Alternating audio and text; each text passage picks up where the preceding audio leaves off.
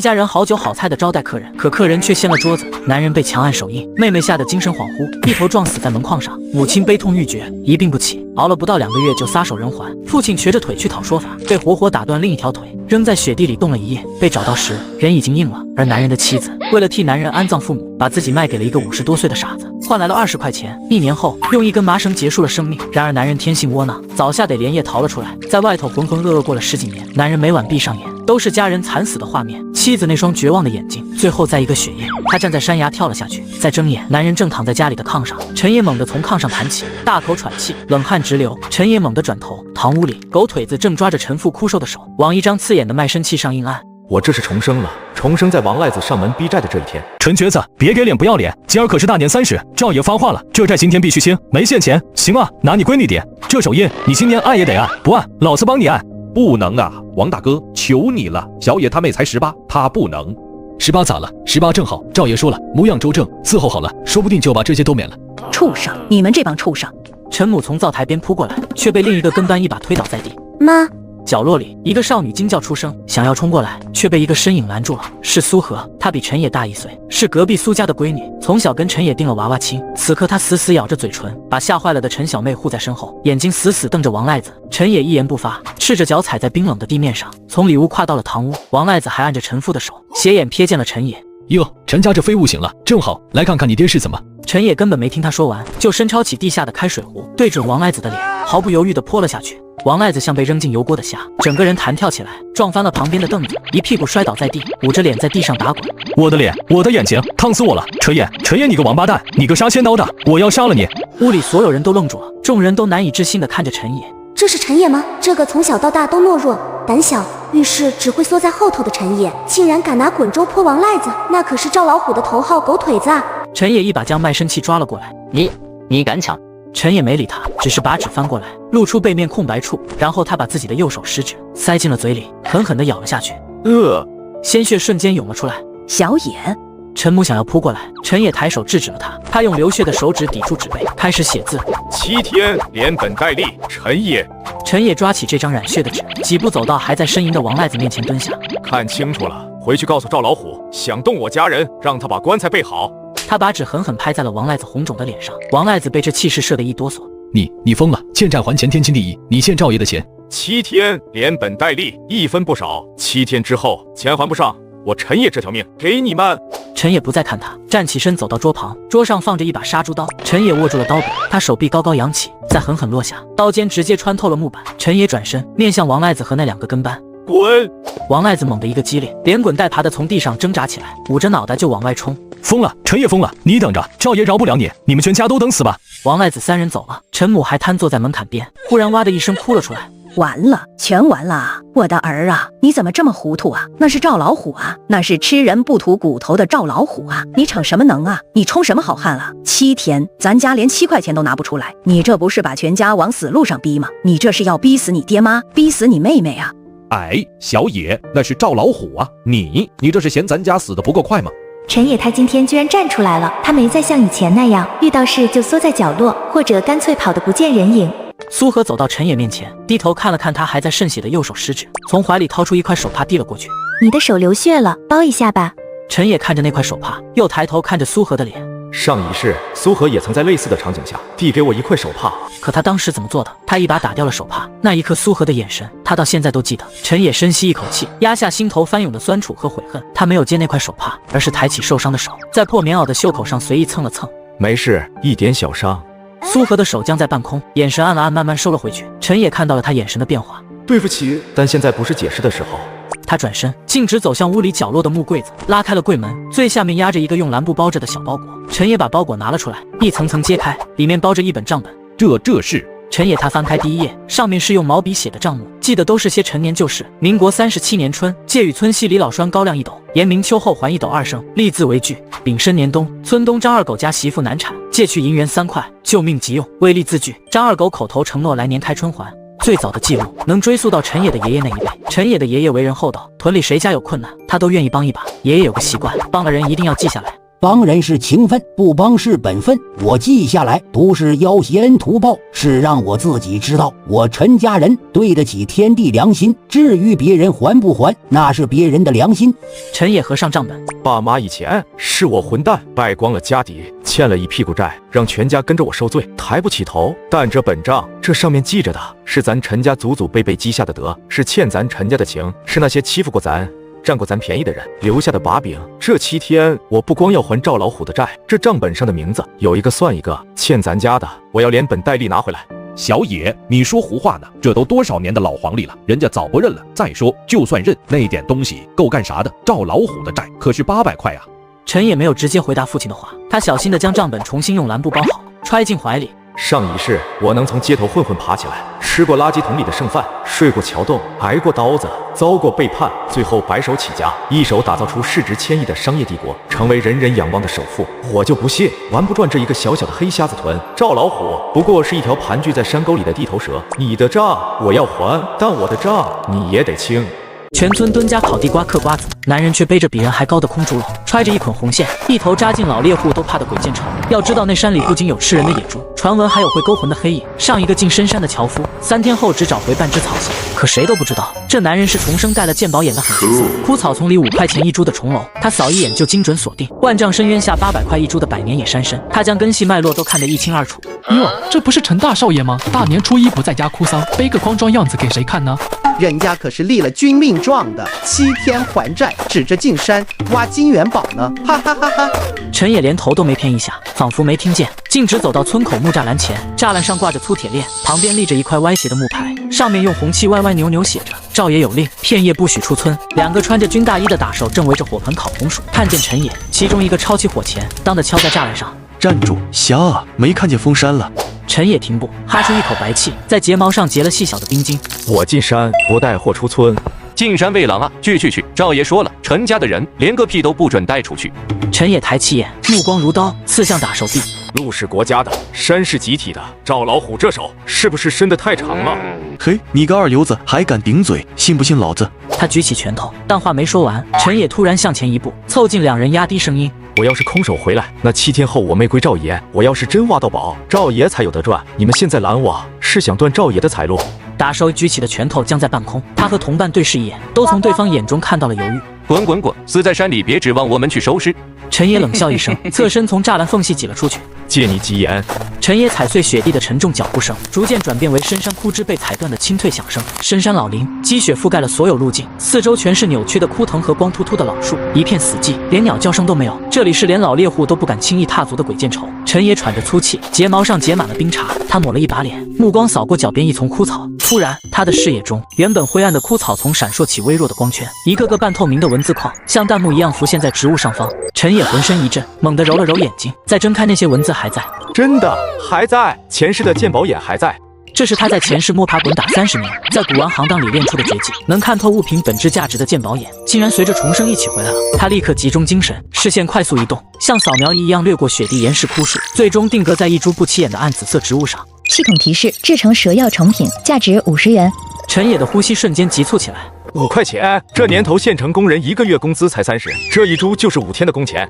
他跪在雪地里，小心翼翼地用削尖的木棍挖开洞口，连根须都完整地取了出来，用准备好的油纸仔细包好，放进背篓最底层的夹层。越往深处走，地势越险峻。陈野整个人挂在半山腰一棵歪脖子松树上，脚下就是被云雾遮掩的万丈深渊，寒风像刀子一样刮着他的脸，耳朵冻得失去知觉。他的目光死死盯着下方3米处岩石缝隙里的枯草上。富贵险中求，拼了！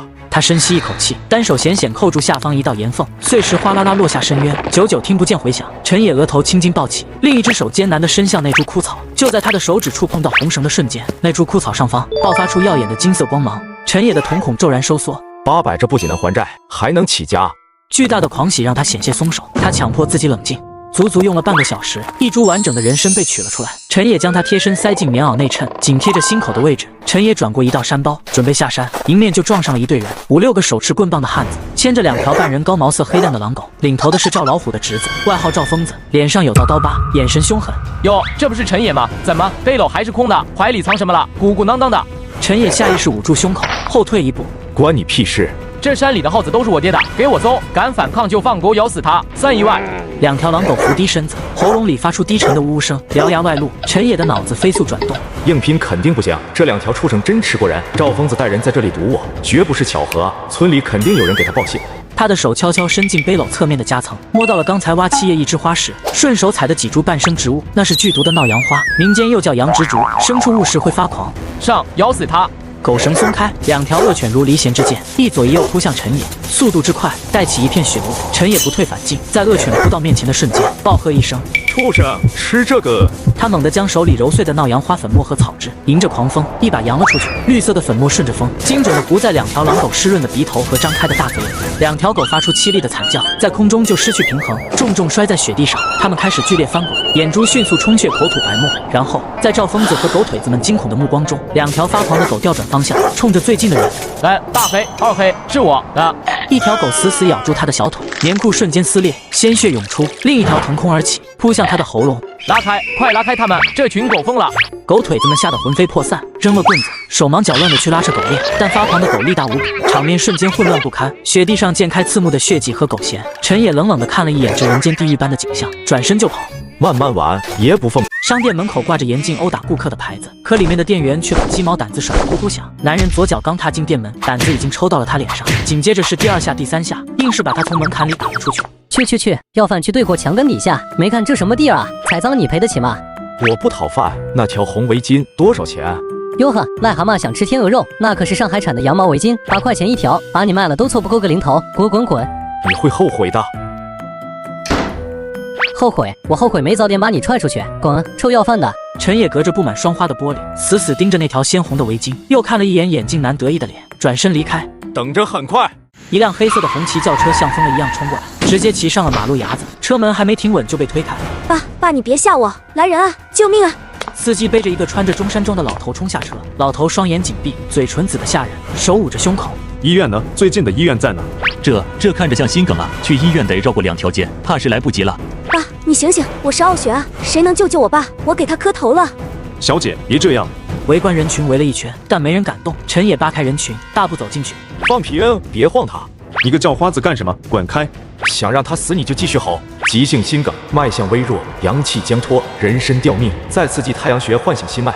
他从怀里掏出那株用破布包裹的野山参，在所有人震惊的目光中，直接用手掰下一小节主根。哎呦，那是正儿八经的老山参啊！看那芦碗，看那铁线纹，这品相起码30年，是能吊命的宝贝啊！他就这么拿出来了，这就掰了，暴殄天物啊！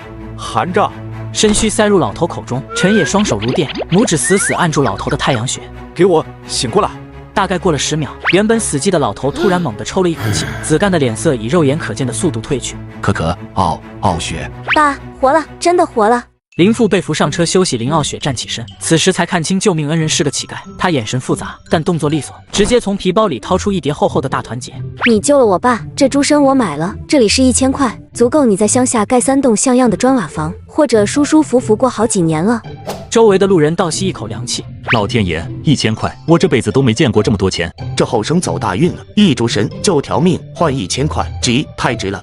邻居长家，果然是邻家的大小姐，出手就是阔绰。这800是卖身的钱，剩下这200，嫌少。帮我个忙，我要一套全套的银针，必须是上好的钢材，针柄要蚕丝的那种，还要你们供销社仓库里积压的那些废草药，就是去年水灾泡过，被判定不合格的库存，有多少要多少。你要那些垃圾干什么？垃圾放对了地方就是黄金，是忙。林小姐帮不帮？有点意思。阿龙，带他去仓库拿货，他要什么就给什么，用我的条子。谢了，令尊还需静养3日，忌油腻，可煮参须水少量频服。说完，他提起地上那半截剩下的人参，转身就走。你叫什么名字？陈野。在司机阿龙的带领下，陈野进入供销社后院巨大的仓库，仓库一角堆着几10个麻袋，散发着淡淡的霉味。你就林小姐介绍过来的人，你可帮了大忙了。这些破烂终于有人要了，不过还是按条子来，上面写着的尽管拿。陈野快速翻检，挑出了12袋保存相对完好的药材，它们外皮没变，但内部质地尚存。清洗、晾晒、秘制，这批货处理好了，价值能翻20倍。第1桶金的种子就在这儿了。接着他又拿到了一套用红绒布包裹的银针，针体寒光闪闪。兄弟，你真会医术。略懂，告诉林小姐，3天后我会上门为她父亲复诊。陈野手里提着一大包草药和银针，推开国营商店的大门。眼镜男正翘着二郎腿喝茶，门再次被推开。他刚要骂街，却看见那个叫花子又回来了。哼，你个臭要饭的还没完的是吧？真想尝尝鸡毛掸子。陈野没有任何废话，直接从兜里掏出那叠厚厚的大团结，狠狠拍在玻璃柜台上，力道之大，震得柜台里的玻璃瓶都在颤抖。这大团结，整个商店瞬间安静。角落里2个正在挑选暖水瓶的妇女也张大了嘴。把那条红围巾给我包起来。好嘞，同志您稍等，我这就给您拿新的。库房里还有刚到的，我给您拿最鲜亮的那条。他小跑着从后面库房取出一个印着上海字样的精美纸盒，里面躺着一条比橱窗里更鲜艳的红围巾，还用红色绸带系了个蝴蝶结。同志，您的围巾8块钱，不7块5，我给您算内部价。刚才不是说我买不起吗？哈，我有眼不识泰山，您是万元户微服私访，这围巾配您，绝了。陈野接过包装好的围巾，小心翼翼地放进怀里，那是给苏荷的承诺。他提起地上的草药包，头也不回地走出大门。同志您慢走，下次需要什么尽管来，我给您留着。第1桶金到手，苏荷，这辈子我不会再让你受一点委屈。赵老虎，你的好日子到头了，你的倒计时从今天起正式开始。全村人饿得眼睛发绿，连凉水都得数着口喝。可村东头那间破屋里却天天飘出油腥味。第1天炖鸡，第2天烧鹅，吃的连家里人都嫌腻。今天晌午，男人更是推着一车酱肘子回来，脖子上还挂着5斤流油的五花肉，背上驮着2袋白面，胳膊底下还夹着一摞鼓囊囊的油纸包。要知道，男人可是全村最没出息的那个二流子。村道两旁蹲着几个端着空碗的村女，筷子停在了半空。哎呦妈呀，那不是老陈家那二流子吗？我看花眼了吧？那是肉，那么大一块，他去抢供销社了。我看是偷的，赵老虎那笔账还没还呢，他敢买肉，等着挨削吧。陈野目不斜视，却在路过二大爷面前时，故意把肉提得更高了些。肥膘在夕阳下泛着诱人的油光。二大爷把口水擦擦，动下巴上了。你个小兔崽子，我看你能嘚瑟几天？赵疯子的棍子可不认肉。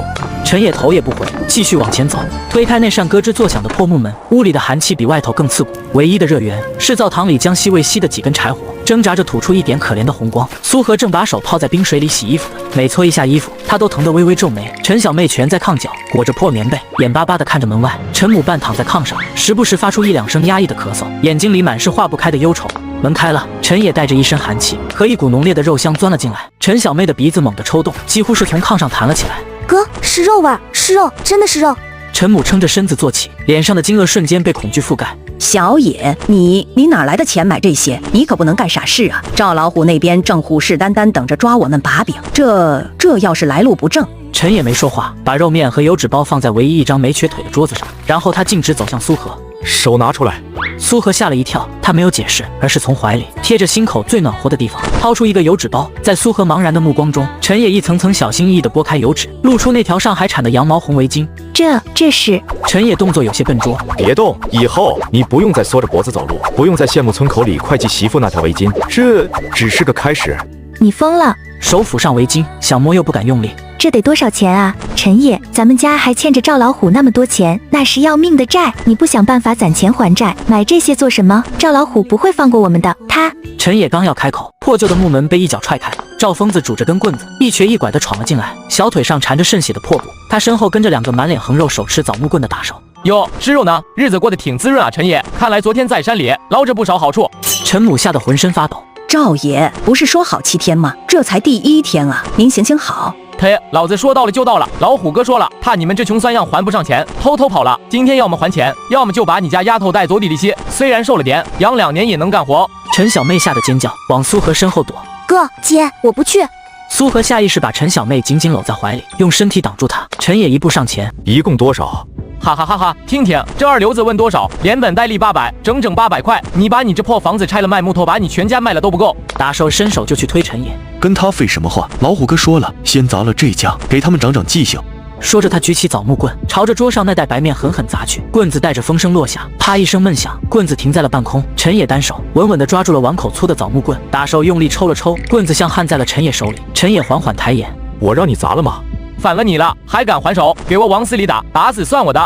打手臂见状，也抡起棍子冲上来。就在这一瞬间，陈野另一只手猛地从破棉袄的内兜里掏出一大叠厚厚的大团结，像甩一块板砖，用尽全力，狠狠地甩在了赵疯子的脸上。清脆响亮的打脸声。陈野盯着赵疯子：“数数，800，一分不少。”真的，全是真钱，而且是连号的崭新大团结。这真是钱，你哪来的？陈野往前逼近一步，高大的身影笼罩住赵疯子。捡起来。赵疯子下意识弯腰想去捡脚边的钱，陈野的脚却先一步踩了下去，重重的踩在赵疯子要去捡钱的那只手上。我让你跪着捡。赵疯子疼得龇牙咧嘴，脸上还火辣辣的疼。他想发怒，想叫人动手，但目光触及地上炕上那一片刺眼的绿色。是，陈爷，我捡，我跪着捡。陈野不再看他们，他走到那张破桌子前，拉开唯一一个没坏的抽屉，从里面翻出旧账本。陈野提起笔，在那行字上重重的狠狠地画下了一个巨大的黑叉。第一笔清了。苏荷看着陈野站在破桌前挺直的背影，看着他那坚定画下黑叉的手，阿爷好像真的不一样了。陈野啪地合上账本，看向还跪在地上捡钱的赵疯子，回去告诉赵老虎，钱还清了。接下来该算算当年他带人打断我爸腿的那笔账了。赵疯子浑身一颤，抱着捡起来的一堆钞票，连滚带爬地往门口挪。你等着，我们饶不了你，这事儿没完。说完，他像身后有鬼追一样，在2个打手的搀扶下，狼狈不堪地消失在暮色里。屋里重新恢复了安静。陈野转过身，看着惊魂未定却又满脸难以置信的家人，露出了第一个真心的轻松的笑容。他走到炕边，揉了揉小妹枯黄的头发。小妹别怕，今晚哥给你们做红烧肉。陈小妹愣愣地看着哥哥，又看看桌上那块巨大的肉，终于哇一声哭了出来，扑进陈野怀里。他家是全村最招人嫌的，平时连狗路过都绕道，可今天他家门前却挤得水泄不通，热闹得像过年。男人站在板车上，脚下麻袋堆成小山，女人趴在车辕上记账，算盘珠子都快擦出火星。少爷，你看这只咋样？刚套的，成色不错，5块。5块，赵老虎才给2块啊！卖了。他接过苏荷递来的5块钱，反复抹撒，笑得见牙不见眼。小野，我有2斤上好的蘑菇，晒得干透透的。陈野抓了一把，看了看成色，闻了闻，都要，只要是好东西，我陈野绝不压价。乡亲们，以后咱们黑瞎子屯的山货就这个价收，咱们自己人的好东西不能贱卖了。人群爆发出一阵欢呼。苏荷看着陈野意气风发的样子，嘴角忍不住上扬。赵老虎躺在炕上，手里那对铁核桃转得飞快，发出令人牙酸的咔咔声。赵疯子跪在地上，脸肿得像猪头。那小子真邪门，800块大团结啊，厚一打，随手就掏出来了，全是崭新连号的。他把钱甩我脸上，还让我跪着捡。赵老虎转核桃的动作停住。800块，他陈野就是去卖血，把全身的血抽干了，也卖不出800块。千真万确，他还当众把账本上您那笔账给划了，说要跟您算当年的账。当年的账4个字一出口，堂屋里的温度骤降。赵老虎手猛地一收，咔嚓一声脆响，手里那颗铁核桃竟然硬生生被他捏裂了一道缝。赵老虎把破碎的核桃渣狠狠拍在八仙桌上。算账，在黑瞎子屯，老子就是天，他爹的腿我能打断，他这条小命我照样能收。这时，一个狗腿子慌慌张张跑进来。虎哥，不好了，那小子今天天不亮就在他家门口支摊子了，大张旗鼓收山货，野鸡、蘑菇、皮子什么都收，说是给现钱，价格比咱们收的高1倍，村民都疯了，全往那跑。赵老虎猛地站起身，眼里闪过一丝阴狠。高价收，懂？这是要断我的粮，挖我的根了。他在堂屋里踱了2步，通知民兵队带上家伙，既然他想玩，我就让他知道这黑瞎子屯的天到底姓什么，都给我住上。人群像潮水一样惊恐分开，赵老虎带着10几号人，气势汹汹地杀过来。刚才还围着陈野的村民，瞬间吓得退开3米远，留出一大片空地。给我围了！陈野，有人举报你投机倒把，扰乱市场秩序。扰乱市场秩序？赵老虎，你这帽子扣得有点大吧？大家都知道你是个二流子，昨天还穷得揭不开锅，今天哪来的钱收贿？这钱肯定来路不正，是不干不净的黑钱。按照村规，这些货全扣了，人带去大队部好好审审。我就说嘛，陈爷哪来的钱，肯定是干坏事了。这钱我不要了，赵爷，我跟他没关系啊，我就是卖只鸡。有人带头，好几个村民也犹豫着想把钱退回。苏荷看着刚才还笑脸相迎的乡亲们，瞬间变脸，气得浑身发抖。你们凭什么抓人？我们是正经买卖，陈野的钱是干干净净挣来的。正经，我看你这皮也不正经，滚开！赵疯子猛地一推，啊！苏荷重重摔在雪地上，陈野的眼睛瞬间变得通红。他跳下板车，没管赵老虎，先扶起苏荷。疼吗？别跟他们打，他们有枪。哪只手推的？你想干啥？陈野死到临头还敢横，把这些投机倒把的赃物全给我拉走，人绑了。我看谁敢动！陈野从怀里猛地掏出一张折得四四方方的纸，啪一声抖开，直接拍在赵老虎的胸口上。睁开你的狗眼看清楚，这是什么？什么破纸？纸头赫然印着县供销社特聘技术员几个大字，下面盖着鲜红的公章。县供销社特聘技术员，负责全县中药材收购试点工作。我在这里收货，是替公家收，是在给公家办事，是在执行上级的政策。赵老虎，你口口声声说我投机倒把，扰乱秩序，那我问你，我执行上级的收购任务，何来扰乱？你扣我的货，就是扣押公家的财产；你抓我的人，就是阻挠上级的试点工作。你这是在明目张胆的破坏生产，对抗政策。这顶帽子，你赵老虎戴不戴得起？你们民兵队扛不扛得住？全场死寂，民兵队长手里的枪都垂下来了，村民们面面相觑，眼神变了。虎哥，这是正经文件啊。他陈野什么德行，全县人都知道。县供销社眼瞎了会骗他，这聘书肯定是他不知道从哪儿伪造的。对，伪造公章，罪加1等，还愣着干什么？把他给我抓起来！假的，赵老虎，你敢赌吗？赌这是假的，赌县里革委会和供销社的公章是假的，赌我明天就去县里汇报工作，顺便反映一下黑瞎子屯有人阻挠试点，欺压百姓，强买强卖。从今天起，黑瞎子屯的山货药材只有我陈野受县供销社委托，有资格以公道的保护乡亲利益的价格进行收购试点。赵老虎，你低价盘剥，强买强卖，欺压乡里，作威作福的时代结束了，黑瞎子屯的天该变一变了。赵老虎看着周围村民动摇的眼神，突然发出一声怪笑，嘿嘿嘿嘿嘿，结束了。赵老虎猛地冲向陈野，眼里全是血丝，他的手迅速伸进大衣内侧，苏荷躲开。一把黑洞洞的自制火药枪直接顶在了陈野的脑门上，冰冷的枪管压得陈野额头皮肤凹陷。文件是真的又咋样？文件是死的，该再多红章，他也救不了你的命。也是会意外死的，比如拒不反抗、误伤、走火。陈野死死盯着赵老虎的眼睛，一动不敢动。苏荷捂住了嘴，发不出声音。小子，现在拿着你的文件去阎王爷那告我去！清脆的金属撞击声在死寂的空气中炸响。咚，哑火了。给你机会你不中用啊！陈野右手反手就是一记重拳。不，土枪脱手，陈野顺势接住枪。土造的火药最怕湿气，昨晚下了雪，你这枪在大衣里捂了一宿，受潮了都不知道。完枪，你也就是个弟弟。一辆墨绿色的吉普车卷着雪尘冲进人群，急刹在板车旁。谁敢动县里的特聘专家？误会，我们跟陈野闹着玩呢。闹着玩？赵爷这玩笑开得有点大，差点给我脑袋开瓢。陈专家，货备齐了吗？县里的车队马上就到。齐了，多谢林主任解围。赵老虎，时代变了，以前你们靠拳头，现在得用脑子。你别得意太早，黑瞎子屯的路滑着呢。路滑？那我就把路铺平了。滚！奇耻大辱！老子在黑瞎子屯横了20年，从来没吃过这种亏。哥，那娘们是县供销社的，咱们惹不起啊。明着不行，就来阴的。陈野收了那么多山货，肯定要往县里运。咱们村四面环山，只有这一条路能出去。虎哥，您的意思是？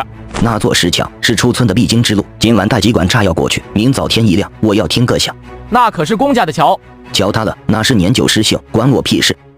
原本连接外界的石桥只剩下2个断岔，几十辆板车被堵在悬崖边。完了，这桥一断，咱们这就是孤岛啊！这鲜蘑菇2天不运出去就烂成泥了。陈野，你得赔钱。大家别慌，这是意外，陈野也不想的。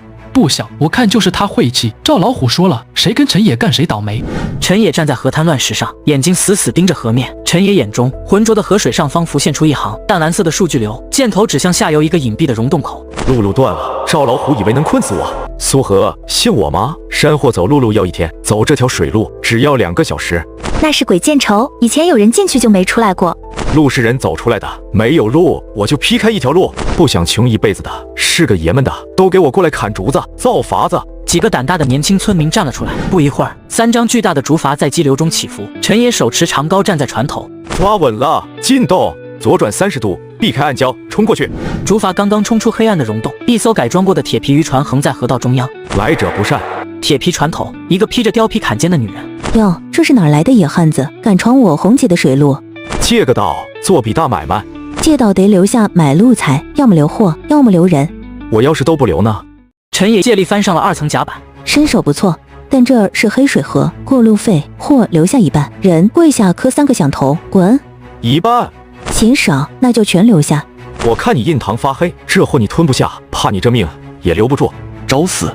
打手刚要冲上前，陈野动作更快，他猛地伸手，一把扣住了红姐的手腕，顺势2指并拢，狠狠按在她的小腹右侧。每逢阴雨天，小腹绞痛如刀割，吃什么止痛药都不管用。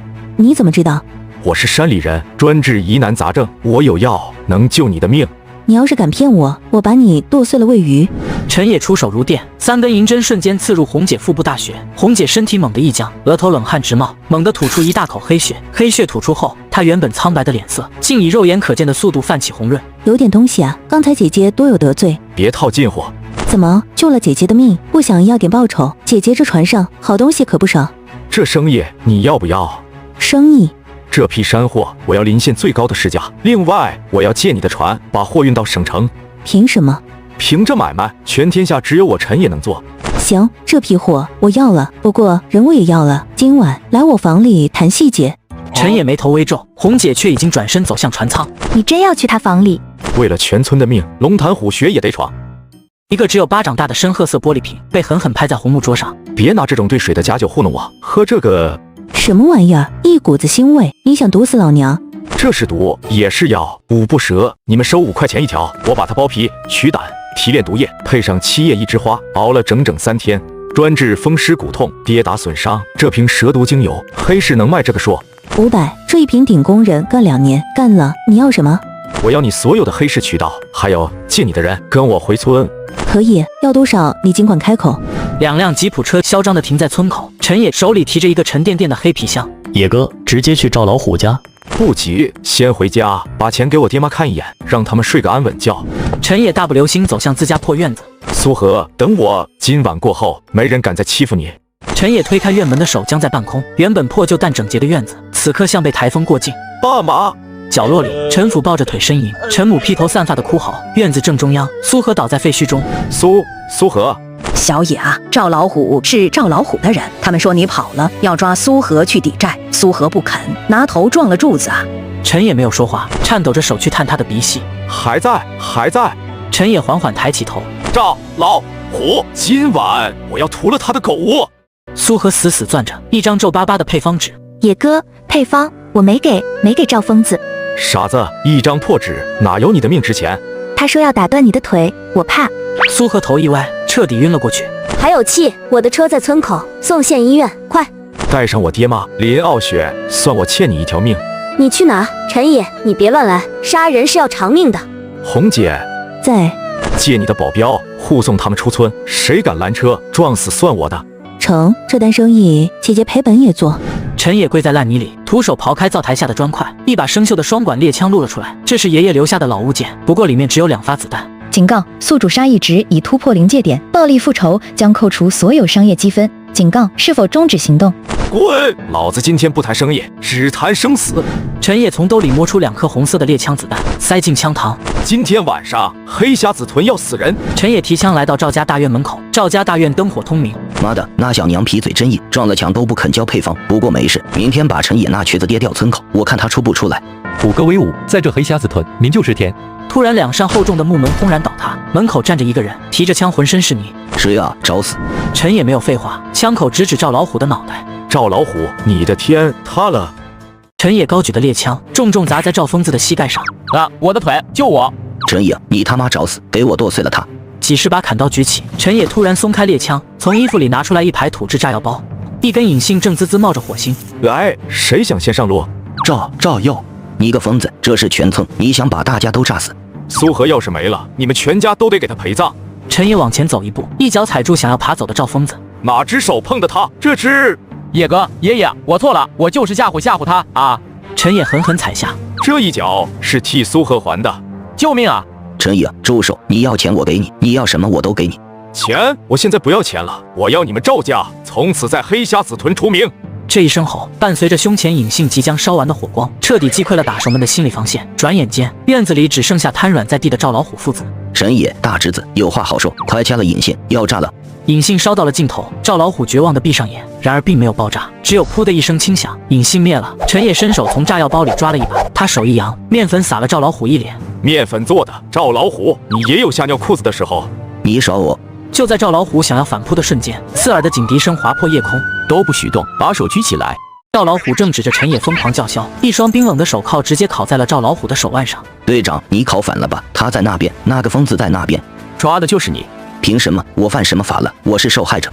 人群分开，红姐手里晃着一本黑色的账本。郑老板，这上面每一笔烂账我都替你数清楚了，放高利贷、买卖人口，3年前逼死狼里头，够你吃枪子儿了。陈野，是你设计害我。我说过，利息这种东西，我不仅算钱，还要算命。你的命到期了。陈野，你别得意，我在里面看着你，你动了不该动的人，我在地狱里等你。那你就在地狱里烂掉吧。警车卷起尘土远去，村民们直愣愣地看着路口。老村长扑通一声跪在了陈野面前。苍天有眼啊！谢谢野哥，谢谢野哥救命！陈家出了真龙了！陈野大步上前，一把扶起老村长。都给我站起来！赵老虎让你们跪了20年，还没跪够吗？从今天起，黑匣子屯没皇帝了。我下个月想办个厂子，想赚钱的挺直了腰杆跟我走。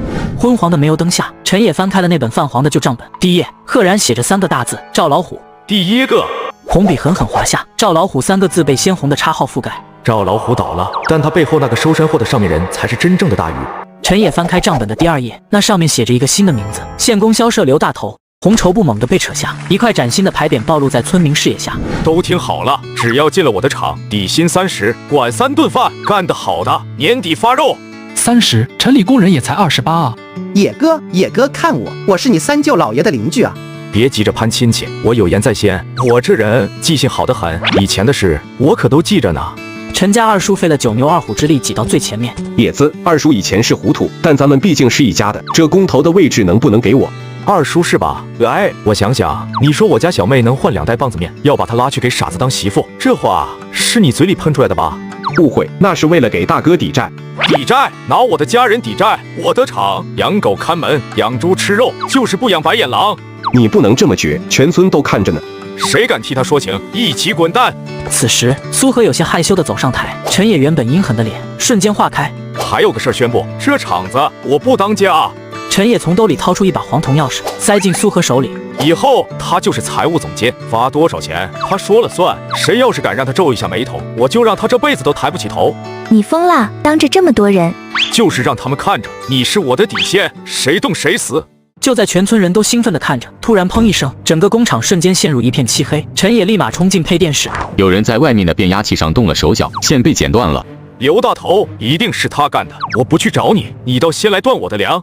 苏荷气喘吁吁地跑过来，阿爷，刚才给供电所打电话，对方说线路老化，维修得排队，起码半个月。不是老化，是有人嫌我们吃相太好，想把桌子掀了。一辆老式吉普车横冲直撞的开来，一只穿着锃亮皮鞋的脚踩进泥里。你就是那个陈野？有人举报你们厂私拉电线，我现在正式通知你断电整改。私拉？手续是上周办的，章是你们盖的，就不认了。手续是手续，规矩是规矩。这线路负荷太大，想恢复供电也行，得交一笔线路维护费。多少？不多，5000。5000？你怎么不去抢银行？哪来的野丫头，懂不懂规矩？这钱不交，这电你们这辈子别想通。我告诉你们，你们得罪了县里的周老板，你们这破厂子连只苍蝇都飞不出去。周老板，那个周万福是吧？5万块，我烧给他，他敢收吗？反了，给我贴封条，查封！我看没电，你们怎么开工？陈也没动。拉闸，起火！库房大门猛地被推开，4台巨大的军用柴油发电机发出震耳欲聋的轰鸣声，排气管喷出的黑烟直接喷了刘大头一脸。回去告诉周万福，想掐我的脖子，让他换只铁手来。私藏违禁设备，还有噪音扰民，我看你能狂到什么时候？陈野冷冷看着远去的车尾灯，拿出大哥大。喂，红姐，货到了。还有，帮我查查周万福的药酒。2张白色封条贴在大铁门上。陈老板，这封条一贴，咱这工资还能发吗？大家别急，我们只是暂时整顿。整顿个屁！我都听说了，得罪了周万福，这厂子算是废了。这几张破纸贴不住我的财路，3天我要是撕不开这封条，我把这厂子拆了卖铁，也把你们的工钱结清。看好家，我去趟县里找把剪刀。林耀雪烦躁地把烟按灭在水晶烟灰缸里，陈野坐在对面，手里把玩着一个玻璃瓶。陈野，你脑子进水了，那是周万福，他干爹是秦老，那是真正的天。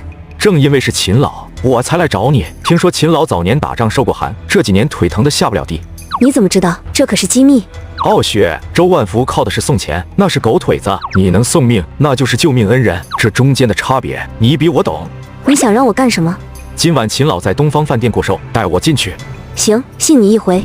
包厢里烟雾缭绕，周万福正跪在秦老轮椅边，林耀雪带着陈野走进来。周万福回过头，脸上的笑容瞬间僵住。林侄女，你怎么把这桑门星带来了？秦伯伯，这位是陈野，是个乡野奇医，他说有好酒，想给您尝尝。我看是江湖骗子吧，干爹，这小子刚才厂子都被我封了，这是走投无路来这儿碰瓷呢。陈野走到秦老面前，是不是骗子？喝了就知道。这一杯下去，您要是腿还没直觉，我就从这窗户跳下去。秦老接过酒杯一饮而尽。秦老放下空酒杯，他闭着眼眉头死锁，脸红得像关公。看脸都红透了，这是中毒。保安，把这害人精摁住。干爹，我就说这乡巴佬没安好心，这是谋杀。陈野，你到底加了什么？别吵，要进上来了。哈！这一声中气十足，震得桌上的盘子都在动。周万福吓得一哆嗦，差点跪下。热，这腿热乎了。好酒，真是好酒。干爹，您没事？拿笔墨来，这酒叫什么名？没名，山里酿的，专治硬骨头。好一个专治硬骨头！小子，拿着这个，在这省里，以后谁敢拦你的路，就是拦我秦某人的腿。陈野手里卷着那幅字。刚才不是还要抓我吗？还要封我的场吗？陈老板，误会都是误会，我也是按规矩办事。规矩，看清楚上面的章。现在你的规矩就是废纸。明天早上我要看到封条撕干净。是，我这就去。陈野收起字画，大步离开。林傲雪跟在后面。周万福死死盯着陈野远去的背影。老板，要不要找人半路做了他？蠢货，他现在手里有秦老的字，动他就是打秦老的脸。明着不行，那就玩阴的。那咱们捧杀，既然是神酒，那就让他神过头，去找几个快死的病鬼去他厂门口闹。我看秦老还保不保得住一个庸医。砸，给我砸！黑心浪费的陈野，喝死我店！我要你偿命，把店给他拆了！别砸了，事情还没查清楚，我们的酒没问题。人都躺棺材里了还嘴硬，打！突然，一只大手横空伸出，死钳住了壮汉的手腕。陈野盯着苏荷脸上的血，谁动的手？手断了，杀人了！黑心老板打人了！陈野，他们说喝死了人，外面抬着棺材。陈野大步走到棺材前，伸手就要去推棺材盖。你干什么？你想毁尸灭迹啊？滚开！不想你爹死不瞑目，就让我看一眼。棺材盖被推开一条缝，一股刺鼻的气味冲出来。陈野眯起眼，甲醇，这是喝了工业酒精兑的水。我的酒是纯粮酿的，哪来的甲醇？这是栽赃！陈野，有人举报你生产销售有毒有害食品，致人死亡，现在正式拘留你。警察同志，不是的，他是被冤枉的。别过来，照顾好自己，去医院包扎。店先关了，等我回来。陈野，真相可以迟到，但我陈野绝不会缺席。这酒是谁酿的？谁心里有数？走廊的灯光透过铁栏杆，在大通铺上投下几道条纹。陈野背对着过道侧躺，三个黑影从通铺另一头无声地爬起。刀疤脸手里握着一根磨尖了的牙刷柄，按住回，捂嘴。两个同伙猛地扑向陈野的下半身，刀疤脸高举牙刷柄，对着陈野的太阳穴狠狠扎下。找死！陈野头一偏，单手扣住刀疤脸的手腕，一起上，弄死他！狭窄的过道里，三人围攻。陈野眼神聚焦，陈野用牙刷柄刺出，躺下！刀疤脸瞬间倒地。谁让你们来的？别扎，是外面有人给了安家费，让我们把你做成畏罪自杀。周万福？是周老板。没证据，就算这几个烂人招了，周万福也能说是他们诬陷。想杀我，阎王爷都不敢收，你们算老几？滚墙角蹲着去！陈野坐在窗内，脖子上有一道昨晚留下的淤青。林傲雪看着那道伤，眉头皱得很紧。你在里面打架了，知不知道这时候动手对你很不利？我不动手，现在就是一具尸体了。外面的事怎么样？苏荷呢？苏荷还在到处跑关系，但我带来的消息你得挺住。说，质检报告出来了，甲醇超标500倍。不可能，我的酒我清楚，就算他们往里兑工业酒精，也不可能这么快出报告。样本被换了，周万福买通了里面的人。陈野，这局是死棋，你翻不了身了。死棋？林傲雪，你太高看那个死胖子了。苏荷跪在周家大门前，他怀里的公文包被缚得死死的，铁门缓缓打开，周万福穿着锃亮的皮鞋走出来。哟，这不是陈夫人吗？怎么陈野那个废物进去了？你来替他求情？周老板，这是陈野手里所有的药方，还有陈氏药业100%的股权转让书，只要你放过陈野，这些全是你的。以前陈野那小子跟我狂的时候，没想到会有今天吧？想让我收下？行啊。周万福指了指苏荷膝盖边的一个小水坑，我看你这一路跑过来也渴了，把这坑里的水喝干了，我就看看文件。你不喝，那陈野就在牢里烂死吧。我喝，别走。苏荷闭上眼俯下身，脸贴向水坑。周老板，放人。周万福快速翻看文件，确认签字无误。哈哈哈哈！好，真是个痴情种。配方我要了，股权我也要了。那陈野那种狼崽子，我怎么可能放他出来？我不光要他的钱，我还要他的命。有了这份认罪书，哦不，转让书，他死得更快。你骗我，你说过会放过他的，你为什么要骗我？滚开，别弄脏老子的门，关门！铁门在苏荷面前合拢。是我害了他，是我把刀递给了别人，陈野，对不起。苏荷突然从地上爬起来，转身对准门口那棵大树，助跑加速。周万福，我做鬼也不会放过你。昏暗的灯泡滋滋作响。喂，831号，刚听外头兄弟说，你那个叫苏荷的老婆，撞在石柱上，脑浆子都快出来了，听说没气儿了，正往火葬场拉呢。你说什么？我说你那相好的死了。放屁，他不会死。妈的，还敢叫唤，老子废了你！黑哥，别动手，上面刚发话，今晚要转运去市里重型仓，打坏了不好交差，赶紧让他吃饭上路。算你小子命大，吃吧，断头饭。老黑把一个馊馒头扔进栏杆，陈野颤抖着手掰开馒头，里面夹着一个小纸团。他展开纸条：今晚转运过黑水河桥，机会只有一次，苏河等我，只要你还有一口气，阎王爷就不敢收你。押运车在疾驰，陈野坐在后座，突然捂着肚子，浑身抽搐。救命！羊癫疯犯了，咬舌头了！停车，看看情况。车子猛地急刹，停在桥边。原本抽搐的陈野却睁开眼，爬起来向河边跑去，没有丝毫犹豫，纵身一跃。周万贯，你以为赢了吗？从现在起，洗干净脖子，等着我。陈野贴着墙根行走，远处全是警笛声。他停下脚步，面前的墙上刚刚贴上了一张崭新的通缉令，照片正是他，赏金5000元。才5000？周老板，你太小看我了。几束强光在巷口乱晃，陈野缩在垃圾桶后面。去那边看看，那小子受了伤，跑不远。脚步声逼近，陈野握紧了手里的一块碎玻璃，眼神发狠，准备拼命。突然，一只涂着单扣红指甲的手猛地捂住他的嘴，烟雾缭绕。红姐把一件破棉袄扔给陈野，全城都在找你，你倒好，自投罗网跑到我的地盘来。我要进周万福的工厂，借我一个能拍照的玩意儿。拿着。不过陈野，我可是生意人，这笔账怎么算？他在造孽，我在造墓。等我给周万福盖好了墓，里面的陪葬品分你一半。成交。几辆没有任何标识的黑色卡车停在卸货区，陈野扛着一桶原料，故意走慢了一步，让我看看这老东西到底在卖什么药。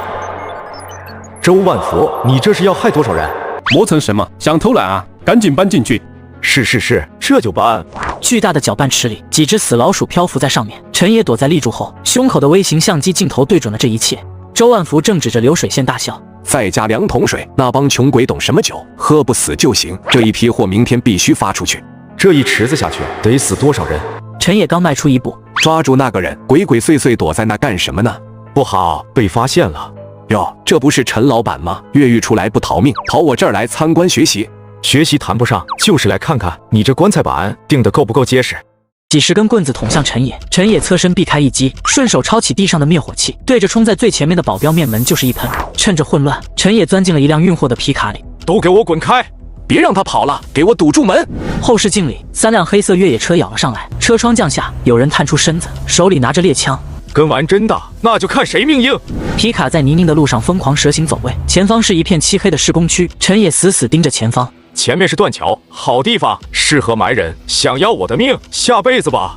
就在冲出断桥的前1秒，陈野猛地拉起手刹，皮卡在湿滑的路面上完成了一个惊险的180度漂移，紧跟在后面的越野车根本来不及反应，直接冲出了断桥，一头栽进了下方的滚滚河水中。陈野没有丝毫停留，他推开车门，纵身跳进了路边的排水区。陈野靠在桥下的墙壁上，大口喘着粗气，头顶上方还能听到警笛声和叫骂声。他颤抖着手，从怀里掏出那个微型相机，只要把这个交给电视台，周万福就完了。亮啊，给我亮啊！可无论怎么按，屏幕始终是一片死寂的黑。坏了！猛地把相机砸在水里，发出一声野兽般的低吼。陈野看着沉入黑水的相机，周万福，你以为砸了相机这事儿就完了？老子那是逗你玩呢！陈野走到皮卡后斗，从里面揪出一个人，正是那个在黑工厂调配毒酒的二狗子。醒醒，阎王爷点名了！别杀我！杀你！不，物证会坏，但你脑子里这笔账，我看姓周的怎么擦。陈野的手指在拨号盘上飞快按动，电话只响了一声就被接起。陈野，你疯了！周万福说你炸了他的工厂。听着，林大小姐，我要你帮我搭个台子。什么台子？明天早上的新闻发布会，把县里能叫的记者全给我叫上。周万福明天正好要开发布会宣布收购，你手里有什么？那个相机？相机碎了，但我带了个活的回来，我要当着全县人的面扒了周万福那层皮，敢不敢赌一把？早上9点，陈氏药业大厅，别迟到。大厅里金碧辉煌，横幅上写着万福集团并购陈氏药业签约仪式。周万福满面红光地站在台上。各位，陈家那小子不学无术，还纵火行凶。作为乡里乡亲，我周某人不能看着陈氏药业倒闭，这烂摊子我接了。林傲雪坐在前排，看了一眼手表，既然没意义，那我就签。2扇厚重的红木大门被人从外面一脚踹开，陈野手里拽着一根麻绳，拖着二狗子走了进来。周老板，你的调酒师落在我车上了，我给你送回来。陈野猛地一甩手，把二狗子甩到了主席台下。你这出戏才刚开场。保安死哪去了？这是通缉犯，给我打出去！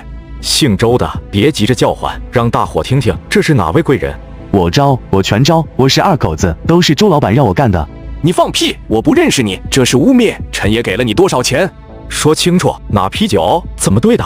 就是上个月那批。周老板说工业酒精兑水来钱快，喝不死人就行。还有什么？还有之前那2个喝死的尸体就在周家后院的枯井里，周老板说那是镇宅的。台下记者瞬间炸了锅，所有镜头齐刷刷从陈野身上移开，死死对在周万福脸上。大门再次打开，几个穿着中山装的男人大步走入。周总，不用解释了，省听重案组的刘组长已经在门外听了10分钟了。傲雪侄女，你听我说。听你说什么？说你怎么吃人血馒头？周万福，你攒了一辈子的财，今天都要给你陪葬。周万福看着逼近的调查组，突然发出一声怪叫，猛地从怀里掏出一把自制的土喷子，一把勒住离他最近的林傲雪的脖子。都别动，谁过来我就崩了他！给我备车，我要出城！住手！陈爷，你个小杂种，你不是能耐吗？你再往前一步，我就让你镶好的脑袋开花！周万福的手臂死死勒着林傲雪。车呢？老子数3声，车不来，我就让他脑袋开花。1，周万福，手别抖，这一枪下去，你就真没回头路了。少废话。2，陈爷，我做鬼也不放过你。世界仿佛静止，陈野眼中，周万福的手指肌肉正在发生微小的痉挛，一行红字在陈野视网膜上闪过。就是现在！陈野的手腕猛地一抖，一枚3寸长的银针精准地扎在周万福手腕的麻穴上。警察蜂拥而上，将林傲雪拉开，带走。陈先生，您刚才那一针太神了。陈先生，周万福倒台，陈氏药业是不是要接管市场？我没有什么陈氏药业，我只是个村医。这一针是替全县被他坑害的百姓扎的。陈野推开病房门的手都在抖，外面的喧嚣仿佛隔了一个世纪。病床上，苏荷静静地靠坐着。苏荷，我回来了，周万福抓了，咱们的债清了，以后咱们好好过日子。同志，你是谁啊？医生说我撞到了头，我不记得我有家人。媳妇，别闹，我是陈野啊。陈先生，病人脑部受创，失忆了，除了自己的名字，他什么都不记得了。陈野看着苏荷眼睛，老天爷，你玩我，让我赢了全世界，却让我输了他。没关系，忘了就忘了。你好，苏荷同志，我叫陈野，咱们重新认识一下。陈野削好了一个苹果，递到苏荷嘴边。苏荷看着那把水果刀，身体拼命往床角缩。你别过来，拿着刀，你想干什么？小何，这是你最爱吃的，我是陈野啊，昨天我还给你。我不认识你，出去。陈母冲上来，小野，先让苏荷一个人静静，不要再刺激他了。小何，你真的一点都不记得了？阿姨，让他走，我看着他头疼。此时，病房突然响起一阵叩门声，秦少手里捧着一束鲜艳的百合花。哎呦，秦博士，您可算来了。小野，这就是省城大医院回来的专家，让他看看，说不定能治好苏荷呢。阿姨客气了，我是代表环球医药来考察的，顺便看看苏小姐。只要苏小姐跟我去省城，我有把握治好她。谢谢，秦医生。苏小姐，办理出院吧，这种不适合你养病。我看谁敢动她。陈也是吧？我知道你土法炼药，运气好赚了点钱的暴发户，但在资本面前，你那点钱连零头都算不上。秦少撕下一张空白支票，填个自尊价，拿着钱滚出他的世界。钱不够，你可以随便填。陈也猛地揪住秦少的领带。小白脸，我的女人无价，你的命倒是可以估个价。再敢打他的主意，我让你这身皮都不剩。陈野，你以为我只是来抢女人的？你的药厂我看上了，不仅人我要带走，你的厂子我也要收购。秦少转身，带着一脸茫然的苏荷强行离开。环球医药抢我老婆，还要吞我基业，老子这回要让你们有来无回。陈野像扛麻袋一样扛着苏荷，撞开医院大门。秦少带着几个保镖在后面追，被门卡住。放开我！救命啊！陈野，你个疯子，你要带我去哪？闭嘴！带你去个地方，去完我就放手。陈野跳上驾驶座，油门踩到底，把追上来的秦少甩在身后。吉普车停在那个四处漏风的破土房前，陈野下车，绕到副驾，把还在发抖的苏荷拽了下来。这是哪？好冷。陈野抖开一条红色围巾，围巾洗得发白。以前家里穷，买不起煤，你就只有这条围巾。你说围上它，心里就热乎了。围巾？苏荷的瞳孔剧烈颤抖。啊，头疼！别给我看这些。看着我，苏荷，我是陈野。苏荷不再挣扎，她呆呆地看着陈野那满是疲惫的脸，两行眼泪毫无征兆地从他眼眶里涌出来。傻瓜，你怎么搞成这副德行？媳妇儿，你怎么才来接我？我以为你不要我了。我就算把命丢了，也不可能不要你。哪怕忘了全世界，我也不会忘了这种被爱的感觉。陈野，带我回家。真是感人肺腑啊！可惜这是一出悲剧。陈野，你涉嫌绑架、故意伤害、窃取商业机密，今天这黑瞎子屯就是你的坟地。秦少接过旁边律师递来的一份文件。陈野，别再那演苦情戏了，刚才那一出唤醒记忆确实挺感人，可惜啊，你的那个破药厂5分钟前已经被查封了。查封？别听狗叫，风大别灌进脖子里。装，我看你能装到什么时候？这是国际法庭的律师函，跨国医药集团正式起诉你，说你的陈氏百药配方偷了他们的核心专利。陈先生，对方索赔10个亿，或者你无偿转让工厂所有权，并且跪下给秦少科3个响头，承认自己是小偷。陈野，你拿什么跟我斗？论钱，我是秦家大少；论事，我有外资撑腰，你就是个山沟里的泥腿子。懂什么叫专利壁垒吗？这就是死局。讲完了。什么？跟强盗讲道理是没用的，要讲就得讲拳头。时间到了。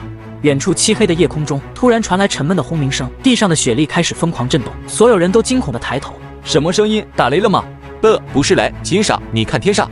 一束巨大的探照灯光柱瞬间笼罩了秦少和他的车队，那光亮的刺眼，让人睁不开眼。一架墨绿色的直升机悬停在众人头顶。秦少，你刚才说谁是强盗？忘了告诉你，我的药上个月刚进了战略储备库，动我的厂，你问问上面答不答应？舱门打开，2排荷枪实弹的战士跳下来，迅速把现场围了个水泄不通。一个穿着大衣的老人走下来，说：“你是谁的人？我是秦家的，我爸是。”老人径直走到陈野面前。陈总工让你受惊了，来得挺快，再晚点，我这厂子就要改姓秦了。谁敢？这是误会，这是商业纠纷。陈野偷了外资企业的配方，我们是依法维权。偷？经科学院测试，陈先生提供的陈氏白药止血速度比进口货快3倍，就在刚才，文件已经下来了。老人拿过一份文件，直接拍在秦少胸口。特级战略储备物资，听懂了吗？陈氏药业现在归上面管，你要起诉谁？这可是重罪呀！不可能，他就是个卖假药的，怎么可能？查查这几个人，企图侵吞战略资源，还要把配方卖给外国人，我看你们不像好人，带走。2个战士冲上来，像拖死狗一样架起秦少。刚才还不可一世的秦大少，此刻裤裆湿了一片。陈野，你阴我，你早就有靠山，为什么不说？陈野，我说过，做生意要讲良心，要对得起百姓。你这种人不懂。直升机和军车压着秦少远去，雪地里只剩下陈野和苏荷。吓着了。你到底是谁？他们为什么叫你总工？我是谁不重要，重要的是苏荷，哪怕你忘了全世界，我也要把你找回来。